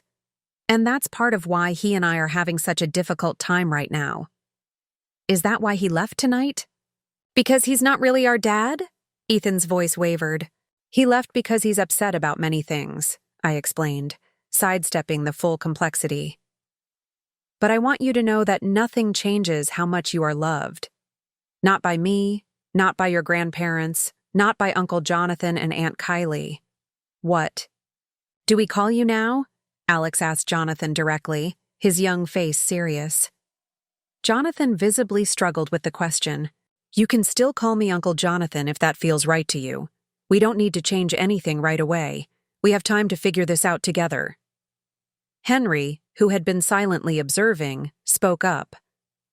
Children. Family is more complicated than just blood. It's about choices, about how we treat each other. Your mother has always made good choices for you. Trust her now. Eleanor wiped away tears. No matter what happens, you are Reynolds' children. Nothing will ever change that. The conversation continued for another hour. Questions answered honestly but age-appropriately. Reassurances offered. Tears shed and comforted. The children's reactions ranged from confusion to anger to sorrow, sometimes cycling through all, 3 in minutes. Lily, always the most analytical, asked the practical questions. Will we still live in our house? Will we still see Dad? Do we have to tell people at school? The twins were more emotional, with Alex withdrawing into silence, while Ethan became tearful. But Dad taught me to throw a baseball, he said at one point, as if this simple fact could undo the complex reality we were presenting. By the end, exhaustion had claimed them all. Eleanor suggested they stay overnight at the estate, a familiar comfort zone that would give everyone time to process. As I tucked them into the guest room beds they'd used during countless family gatherings, Lily caught my hand. Mom, did you know? Before tonight? I found out recently, I admitted. I needed to be sure before saying anything. She nodded, her young face too serious. Dad lied to everyone, didn't he? That's why Grandpa was so angry. Yes, I said simply. But that's his burden to carry, not yours. Are we going to be okay? She asked, suddenly sounding much younger than her 12 years. I gathered her close, including the twins in the embrace. We are absolutely going to be okay. Different, but okay. I promise. After the children finally fell asleep, the adults gathered in Henry's study, the wood-paneled room where generations of Reynolds family decisions had been made. Despite his frailty, Henry insisted on addressing the practical matters immediately. I've instructed my attorneys to rewrite the trust. He began without preamble. Clark will receive a nominal amount, enough to prevent a successful challenge, but nothing more. The bulk of the estate will be divided between Jonathan and the children, with you as their trustee, Kimberly. That's not necessary, I started. To protest. It is absolutely necessary, Henry countered firmly. Those children are Reynolds by blood and by right. They will be provided for as such. What about Clark's threats? Jonathan asked. He won't just walk away from this. I've already spoken with Judge Matthews, Chloe Winters said, having arrived at my urgent summons. We're filing for an emergency custody order first thing tomorrow morning based on the DNA evidence and medical fraud documentation. Given the circumstances, the judge is inclined to grant it pending a full hearing. And the medical ethics violations? I asked. Agent Michael Dawson from the Healthcare Fraud Task Force is building the case, Chloe confirmed. The evidence from Amanda Fletcher and Dr. Brooks, combined with the documentation you've gathered, presents a compelling argument for criminal charges. Clark will fight, Eleanor said quietly. He's never accepted defeat gracefully. Let him fight, Henry replied, a hint of his former strength returning to his voice. He'll find the Reynolds resources aligned against him for once. As the discussion continued into the night, legal strategies, financial arrangements, immediate security concerns, I found myself standing by the study window, looking out at the manicured grounds illuminated by moonlight. This estate had always represented the Reynolds dynasty to me, imposing, traditional, immutable. Now I understood that institutions are only as solid as the principles of those who maintain them. My phone vibrated with a text from Clark. "This isn't over. I'll take everything, the children, the house, your reputation. You have no idea what I'm capable of." I showed the message to Chloe, who immediately added it to her documentation of threats. "Classic intimidation tactic," she observed. "He's desperate and lashing out." Perhaps I should have felt frightened by his threat. Instead, I felt only a calm resolve. Clark had underestimated me for 13 years, dismissed my intelligence, my resilience, my capacity for strategic thinking. His greatest miscalculation was believing that the perfect, agreeable wife he'd chosen would never become his most formidable opponent. The battle was just beginning. But for the first time in months, I was no longer fighting alone. Clark's retaliation came with the precision and calculation I had come to expect from him. 3 days after the family dinner, I received notice that he had filed an emergency petition for full custody, claiming I was mentally unstable and had fabricated the DNA evidence in a vindictive attempt to alienate the children from him. "This is standard scorched earth tactics," Chloe assured me as we reviewed the filing in her office. "He's trying to control the narrative and put you on the defensive." More disturbing was the whisper campaign that began circulating through our social circle. Friends called with concerned questions. Was I having a breakdown? Had the divorce pushed me to invent wild accusations? Was I keeping the children from Clark? "He's calling everyone we know," I told Jonathan during one of our daily check-in calls, painting me as an unstable, vengeful ex-wife. "Eleanor's getting similar calls," Jonathan confirmed. "Old family friends asking if she's concerned about your condition. It's all very carefully worded. Expressions of concern, not direct accusations. Clark knows exactly how to manipulate perception." The children returned to school with our agreement that they would simply say their parents were going through a divorce. No details about the paternity situation until things stabilized. But even this protective measure proved inadequate when the twins came home in tears, reporting that a classmate had told them, "Your dad says your mom is crazy and making up lies." Clark had apparently shared his version with the parents of the children's friends, ensuring the gossip would filter down to the playground. "That's it," I said to Chloe that evening. "I've tried to keep this private for the children's sake, but Clark is forcing my hand." "We've got the emergency custody hearing tomorrow," she reminded me. "Judge Matthews has already reviewed the DNA evidence and Dr. Brooks's testimony. Stay focused on that." The courthouse hallway the next morning felt like a gauntlet. Clark arrived with his attorney, not the divorce lawyer he'd been using, but Gerald Winston, an aggressive litigator known for high-profile custody battles. More telling was Jade's absence.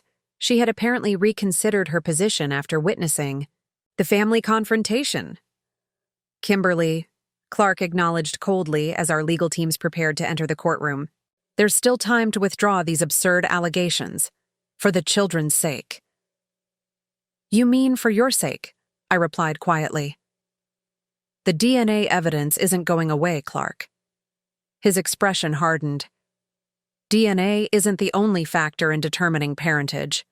13 years of being their father counts for something legally. 13 years of knowing they weren't biologically yours while letting everyone, including them, believe otherwise," I countered. "That's called fraud, not fatherhood." The hearing itself was closed to the public, but word spread quickly through the hospital and our social circles. Judge Matthews, a no-nonsense woman in her 60s, reviewed the evidence methodically. The DNA test results, Dr. Brooks's sworn testimony, Amanda Fletcher's documentation, and the threatening text messages Clark had sent since the revelation.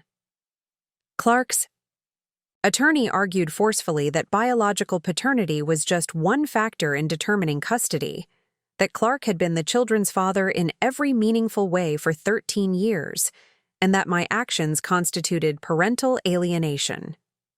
Dr. Reynolds has an exemplary record as a father, Winston insisted. Mrs. Reynolds is attempting to use this unfortunate medical error to punish him for ending their marriage.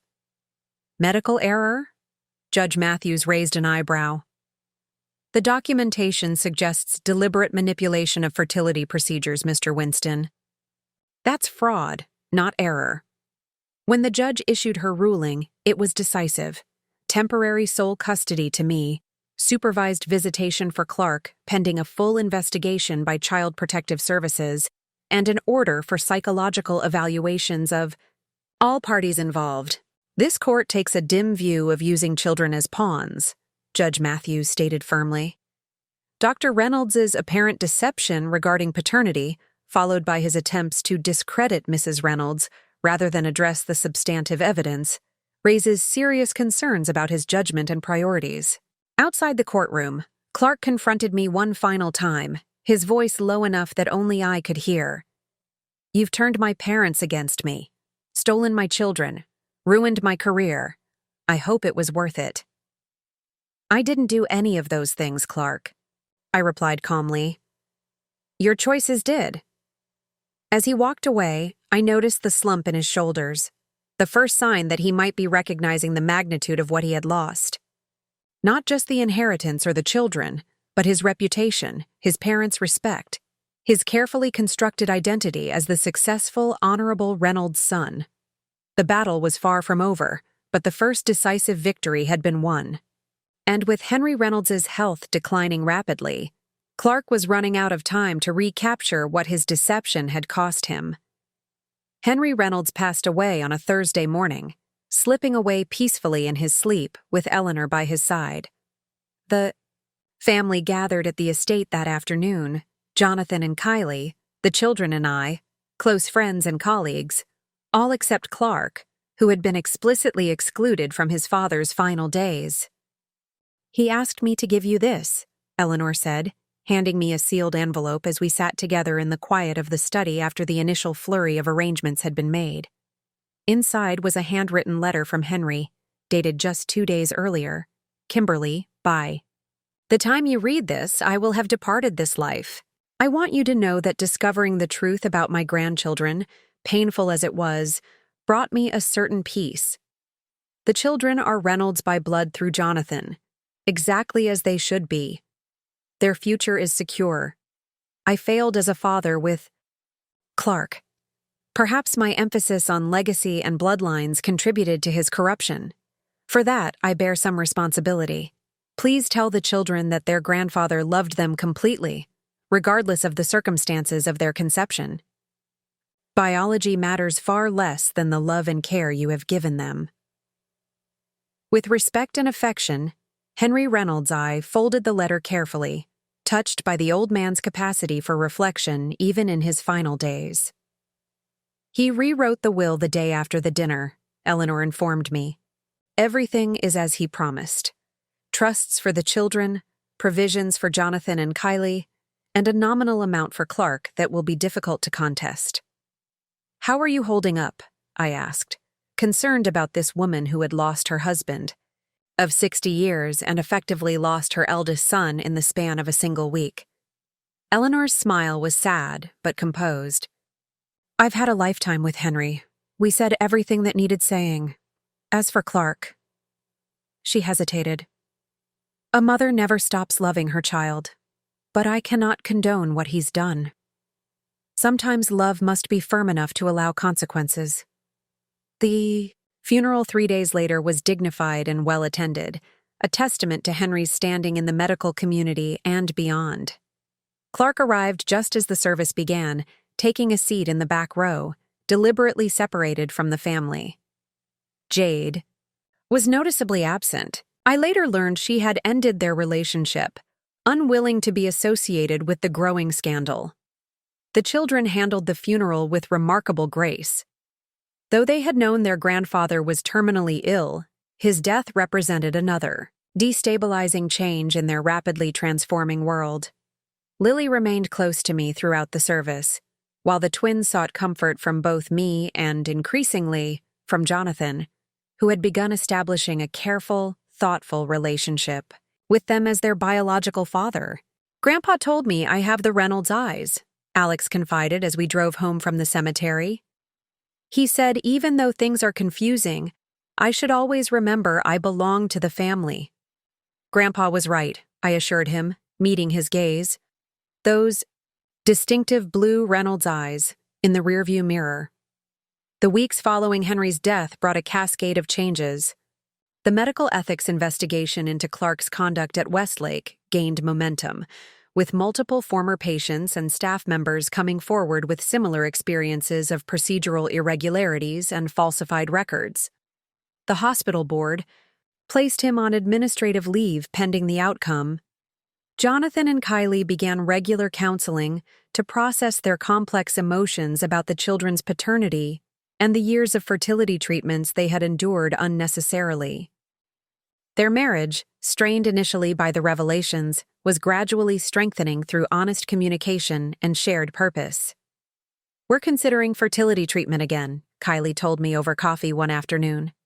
"Now that we know Jonathan doesn't actually have the issues Clark diagnosed." "How do you feel about that?" I asked carefully. "Terrified. Hopeful." She smiled wryly. "Having 3 biological children already in the world is the strangest form of reassurance." The children's adjustment continued in fits and starts. Some days seemed almost normal. Others brought tears, questions, confusion. The twins were gradually accepting Jonathan's new role in their lives, though they still referred to him as Uncle Jonathan. Lily, older and more perceptive, struggled more with the deliberate nature of Clark's deception. "Why didn't he just want us as his own kids?" she asked one night as I tucked her in. "I think he did, in his way," I answered, choosing my words carefully. "But he also wanted other things he thought were important at the time.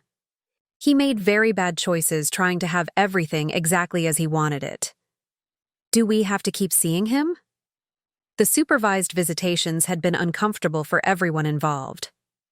"For now, yes," I explained. "But only if you feel comfortable." "Your feelings matter." Clark himself seemed to be unraveling gradually. His once immaculate appearance had deteriorated. Unshaven, clothes slightly rumpled, dark circles under his eyes during visitations. The facade of the brilliant, successful surgeon was cracking under the weight of public scrutiny and professional investigation. His attorney filed a motion contesting Henry's will, as expected, but even this felt like a reflexive action rather than a strategic one. The carefully documented evidence of his medical fraud made his legal position increasingly untenable. "He's running out of options," Chloe observed during one of our regular updates. "The question now is whether he'll eventually accept reality or continue fighting until he loses everything." As spring turned to summer, our new reality gradually stabilized. Not perfect, not what any of us had imagined, but increasingly authentic. A family reconfigured by truth rather than constrained by deception. The legal proceedings against Clark culminated in a series of hearings during late summer. Rather than the public trial I had feared might traumatize the children, the mounting evidence led to a negotiated resolution that addressed both the criminal and civil aspects of his conduct. On a sweltering August morning, Chloe and I arrived at the courthouse for the final settlement conference. Clark sat on the opposite side of the conference room, flanked by his attorneys. His appearance shocked me. Gaunt, gray-tinged, the confident surgeon now diminished by the consequences of his actions. "Before we begin," Judge Matthews said, "I want to confirm that all parties understand this agreement is binding and concludes all pending litigation related to these matters." We nodded our assent. The terms were read into the record. Clark would surrender his medical license in lieu of criminal prosecution for medical fraud. He would relinquish all parental rights to the children, acknowledging Jonathan as their biological father. The divorce would be finalized with a financial settlement that, while generous, represented a fraction of what the Reynolds fortune would have provided him. His challenge to Henry's will would be withdrawn. In return, we would not pursue additional criminal charges related to the fertility clinic misconduct, allowing Clark to avoid prison time. The medical ethics violations would be reported to the licensing board, but characterized as procedural failures rather than deliberate fraud. Dr. Reynolds, do you accept these terms? Judge Matthews asked. Clark stared at the table for a long moment before raising his eyes. Yes, Your Honor. Mrs. Reynolds? Yes, Your Honor. With those simple affirmations, 13 years of deception were legally resolved. The judge signed the orders, ending Clark's legal claim to the children, to the Reynolds fortune, and to his medical career. As we left the conference room, Clark approached me in the hallway. Was it worth it?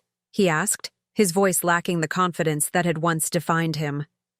Destroying everything we built? I didn't destroy anything, Clark. I simply exposed the truth. He shook his head slowly. Truth is overrated, Kimberly. We were happy in our fiction. You were happy, I corrected. The rest of us were living a lie we didn't choose. Something like regret flickered across his face. The children will be fine, I finished for him. They have people who love them honestly now. He nodded once, then turned and walked away down the courthouse corridor. I watched him go. This man I had loved, built a life with, raised children with, now a stranger retreating from the ruins of his carefully constructed deception. That evening, I gathered with Jonathan, Kylie, and Eleanor on the patio of what was now legally confirmed as my home. The children played in the yard, their laughter a counterpoint to the serious conversation of the adults. It's finally over, Eleanor said, watching her grandchildren with tired eyes. The legal part is, I agreed. The rest, the healing, the rebuilding, that's just beginning. Jonathan raised his glass in a quiet toast. To truth, however difficult, and to whatever comes next. We clinked glasses as the summer sunset painted the sky in shades of possibility. Fall brought a fresh start, new school year, new routines, new family dynamics gradually taking shape. The children adapted with the remarkable resilience I had always admired in them, though each processed the changes in their own way. Lily, entering 7th grade, channeled her emotions into academic achievement and her violin, practicing with an intensity that sometimes worried me. During one of our regular sessions with Dr. Morrison, the family therapist, she finally articulated what had been troubling her most. Everyone at school knows, she said quietly. Not the details, but that something big happened. That Dad isn't really my dad. That Uncle Jonathan is. That everything was a lie. Not everything, I gently corrected. The love in this family was never a lie. But I don't know who I am anymore, she persisted. Am I still Lily Reynolds? Am I supposed to feel different about Uncle Jonathan now? About Dad? Clark? Dr. Morrison leaned forward. Identity is more than biology, Lily. It's your experiences, your choices, your relationships. Those haven't changed, even if your understanding of them has. Can I still miss him sometimes? She asked, her voice small. Even after what he did? Of course you can, I assured her. Feelings don't have to make perfect sense. You can be angry and sad at the same time. You can miss someone even while recognizing they made terrible choices. The twins processed things differently. Less verbal about their emotions, they expressed themselves through behavior. Alex became temporarily regressed, seeking more physical affection and reassurance. Ethan turned outward, his energy sometimes spilling over into aggression on the soccer field. Jonathan navigated his new role with careful consideration, neither rushing to replace Clark nor maintaining the distance of a mere uncle. He attended school events, joined weekend outings, made himself available without imposing expectations. "I've been thinking about changing my last name," he mentioned during a family dinner in late October. "Legally, I mean. Back to my mother's maiden name, Harper." Eleanor looked surprised. "Why would you do that?" "The Reynolds name carries complications now," he explained carefully, mindful of the children listening. "A fresh start might be good for everyone." "Would we change our names too?" Alex asked, suddenly alert. "That would be up to you and your mom," Jonathan replied. "When you're older, you might decide what feels right for you." "I like being a Reynolds," Ethan declared.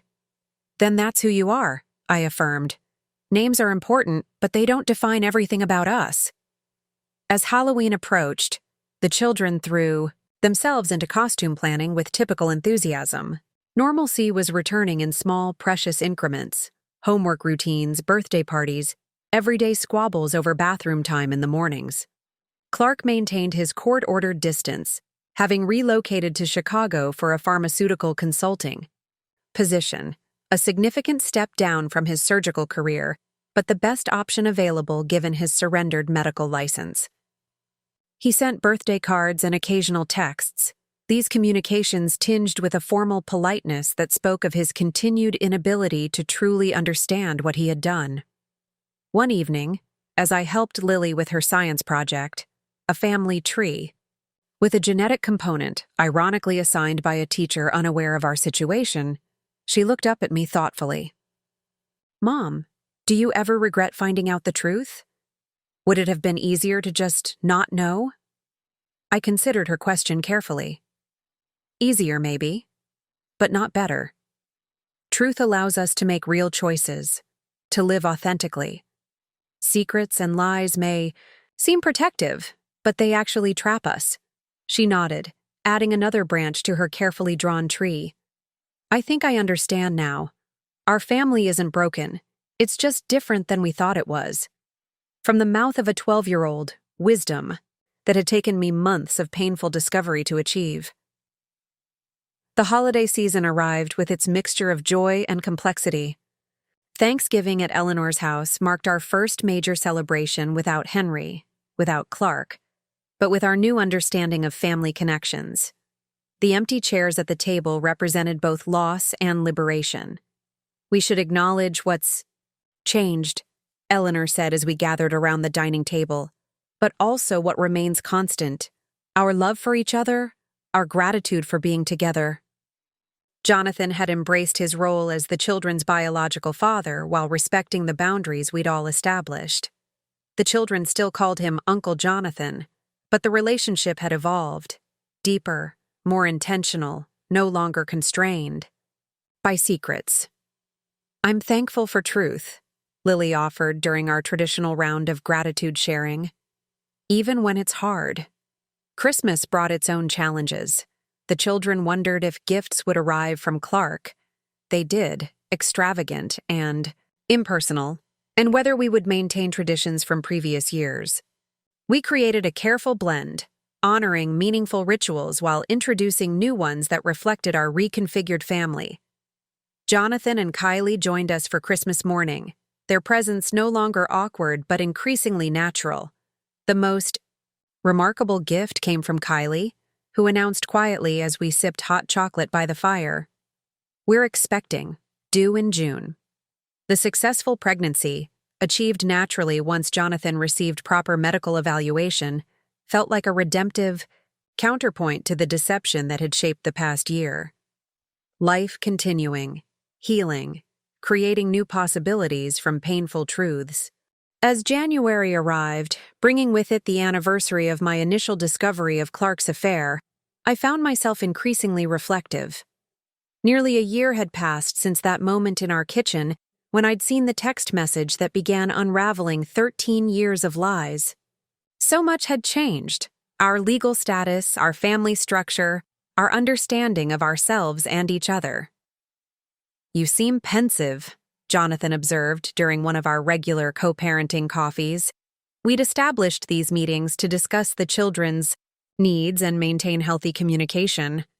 I'm thinking about how different everything was a year ago, I admitted.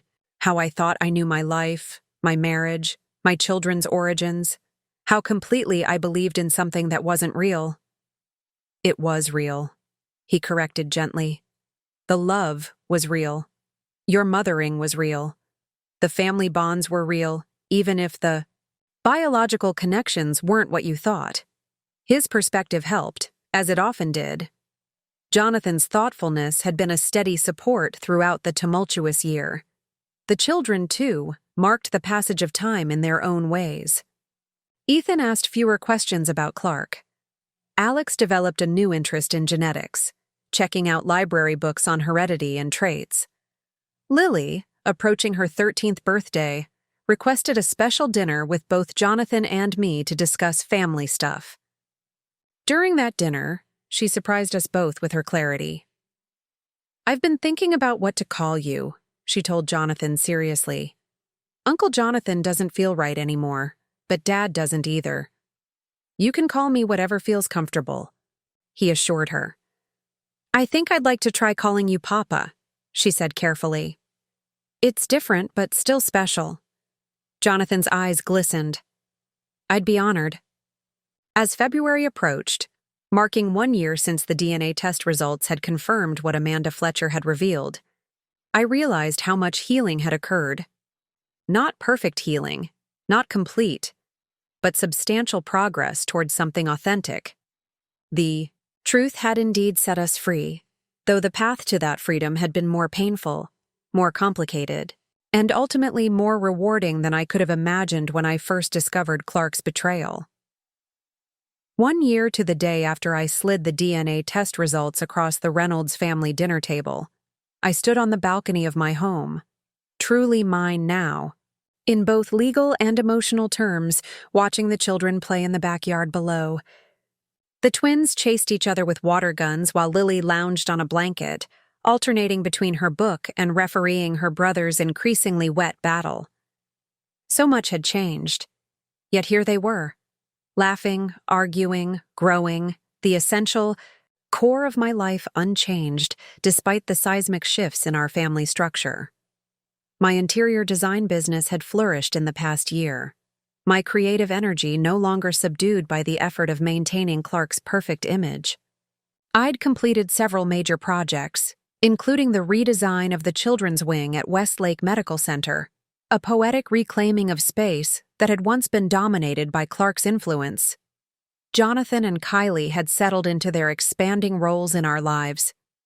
Their baby boy was due in 3 months, and the children were excited about their new cousin, though we all understood the complex biological reality that made the relationship more complicated than that simple term suggested. Dr. Brooks had become the new director of Westlake's revamped fertility clinic, with strict ethical protocols established to prevent future abuses. He'd asked me to serve on the patient advocacy board, a role I accepted after careful consideration. Using my experience to protect others felt like transforming pain into purpose. Clark remained in Chicago, his communications with the children, infrequent and formal. I had stopped trying to make sense of the man I had married, stopped looking for explanations that would somehow make his deception comprehensible. Some puzzles aren't meant to be solved, just acknowledged and set aside. Eleanor had sold the Reynolds estate, finding it too full of memories and too large for her needs. She'd moved to a comfortable townhouse closer to us, becoming more grandmother than mother-in-law as the legal ties to Clark dissolved and the emotional bonds with the children strengthened. As for me, the woman who had once defined herself as Dr. Clark Reynolds' wife, the perfect hostess, the supportive partner, I had discovered something surprising in the aftermath of betrayal. Myself. Not the self Clark had cultivated and controlled for 13 years, but something more authentic. A woman with opinions and ambitions of her own. A mother whose strength had been tested and confirmed. A person capable of strategic thinking, of righteous anger, of rebuilding after devastation. The doorbell rang, interrupting my reflections. Jonathan and Kylie had arrived for our monthly family dinner, Another new tradition that helped reinforce our commitment to cooperative parenting. "Mom," Lily called from below. "Papa and Kylie are here." As I turned to go inside, I caught a glimpse of my reflection in the glass door. A woman I wouldn't have recognized 2 years ago. Not because of any dramatic physical change, but because of the certainty in her eyes, the confidence in her posture, the authenticity of her expression. The perfect life I thought we'd built had been a mirage, the cracks always there beneath, the polished surface. But what had emerged from those broken pieces was something stronger, a family bonded by truth rather than appearance, relationships chosen rather than prescribed. Clark had spent 13 years constructing a lie. I had spent 1 year dismantling it. And now, at last, I was free to write my own story. Messy, complicated, authentic, and absolutely mine. Up next, you've got 2 more standout stories right on your screen. If this one hit the mark, you won't want to pass these up. Just click and check them out. And don't forget to subscribe and turn on the notification bell so you don't miss any upload from us.